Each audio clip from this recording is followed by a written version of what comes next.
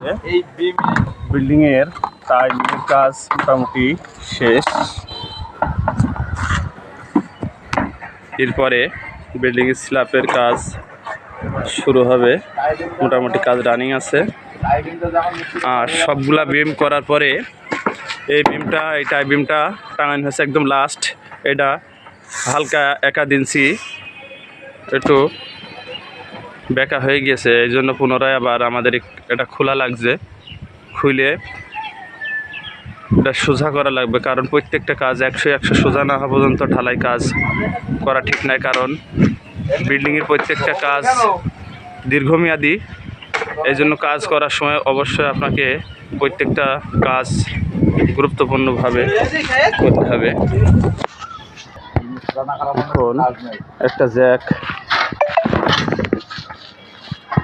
বাঁধানো হবে, দেখেন কোন সিস্টেমে বাঁধায়।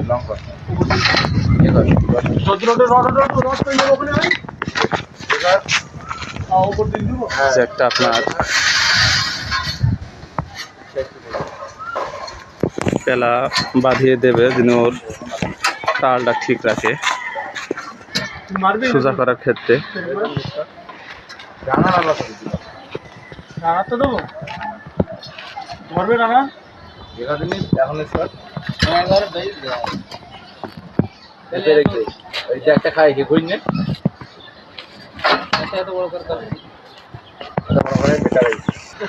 আমার হেডমিস্ত্রি ভাই ইনি একটু দূর থেকে অনেক দক্ষভাবে দেখানোর চেষ্টা করছে। ওদের প্রত্যেকেই দক্ষ,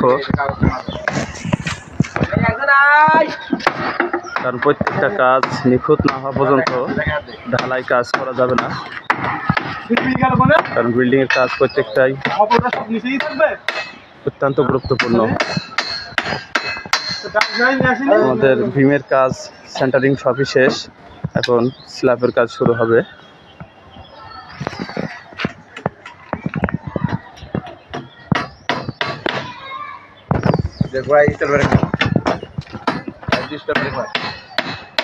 এইটা আমি থাকবে।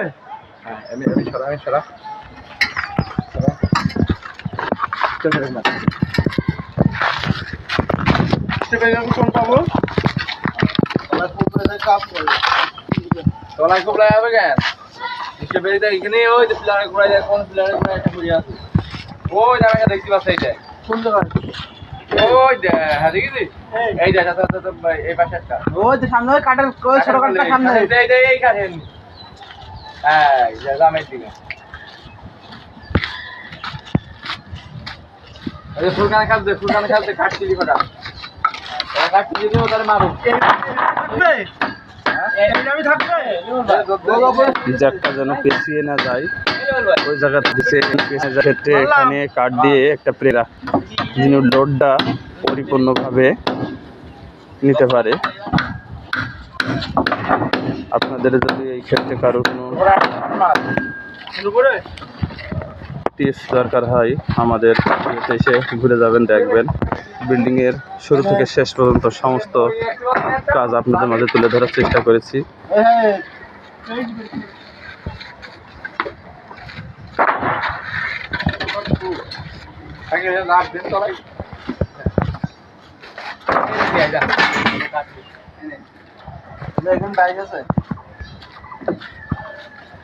দড়ি বানবা না ভাই? দড়ি বানবা না? এইভাবে মেঘ দেবো, এমনি এইভাবে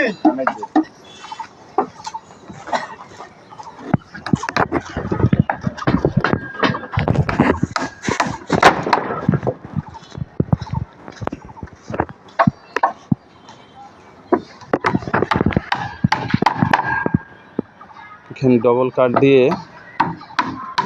রাখলে সবচেয়ে ভালো হয়, কারণ সিঙ্গেল কাটে যখন অতিরিক্ত আপনার লোড পড়ে যাবে, এটা ফসকিয়ে গেলে বিমটা। আমাদের এই বিমটা বেঁকা হয়ে গিয়েছে। আজকে বিল্ডিং এর সমস্ত গ্রেড বিমের কাঠ সাজানো হয়ে গেছে, কিন্তু সবই ঠিক আছে। এই বিমটা বেঁকা হয়ে গেছে, বেঁকা হওয়ার কারণে এই জ্যাকটা বাঁধিয়ে দেওয়া হয়েছে। এই বিমে বাঁধিয়ে দিয়ে লোড দেওয়া হয়েছে, যেন এই বিমে দড়ি টাঙিয়ে এটাই টান দিয়ে সোজা করা দরকার এখন, কারণ অনেক লোড আপনাদের যদি কারো এই ধরনের কোনো সমস্যা হয় এইভাবে আপনারা এই পাইতে বের করছি, এই পাইতে বের করছি। হ্যাঁ, নিয়ে আয়। দড়ি সেকল দিন যে এই সব ঘুরে যায়, এই সব সেকল দিতে থাকে। এই দেখে সেটাই দেখে।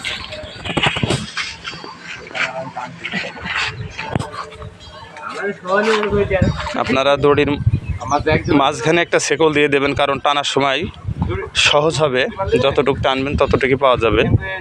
পাবো না তো, কিন্তু এই করতে পাবো না তো। আরো তখন ও কোন দিলে আমার সহজ হবে বেশি। আপনাদের শেখানোর ক্ষেত্রে বলা হচ্ছে, কারণ মিস্ত্রি ভাই বলছে দড়ির শিকলটা আর একটু ওপিটি দিতে হবে, কারণ টেনে নিয়ে আসতে হবে, অনেক লং শক্তির ব্যাপার আছে। অভিজ্ঞ মিস্ত্রি, এমন কাজের মুখোমুখিও উনি অনেক দিন হয়েছে, ওনার কাছে কোনো ব্যাপার না এটা।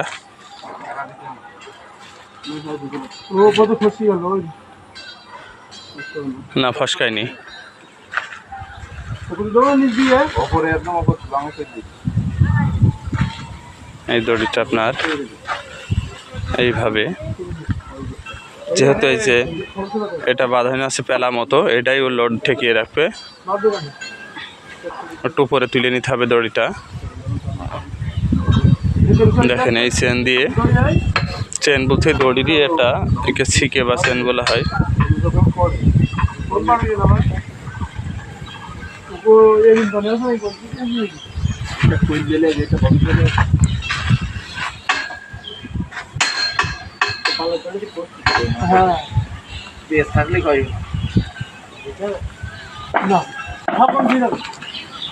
আমরা সোজা করার ক্ষেত্রে দেখছেন সোজা হয়ে যাচ্ছে, এদিক থেকে টানা হচ্ছে।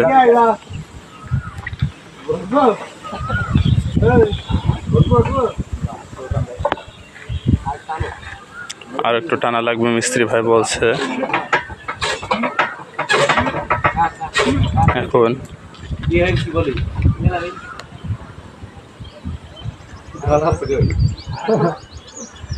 একটু বেশি হয়ে গেছে, একটু ছেড়ে দিল। ঠিক আছে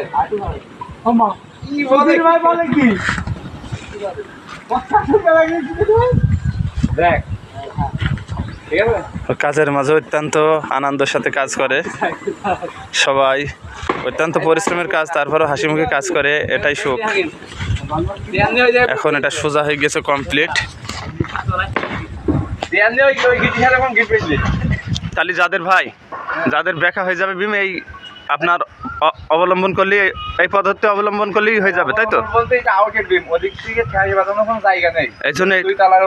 এই জন্য ওইটাই এইভাবে আউটের বিম যাদেরই হবে এইভাবে ঠেকিয়ে রাখতে হবে, এছাড়া কোনো উপায় নেই, তাই না? তাহলে অবশ্যই যাদের এই লাস্টের আউটের বিম হবে এইভাবে টানা দিয়ে রাখবেন, কারণ ওইদিকে কোনো জায়গা নেই।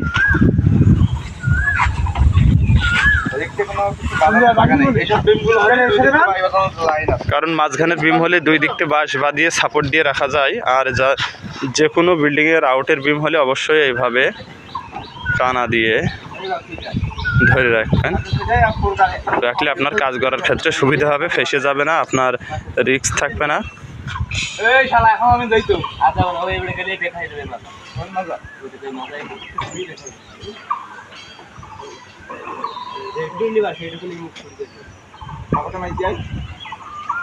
এখন এটা কমপ্লিট। এই ভিডিওটা দেখে যদি কারো কোনো উপকৃত হয়ে থাকেন অবশ্যই কমেন্টে জানিয়ে দেবেন। ধন্যবাদ সবাইকে।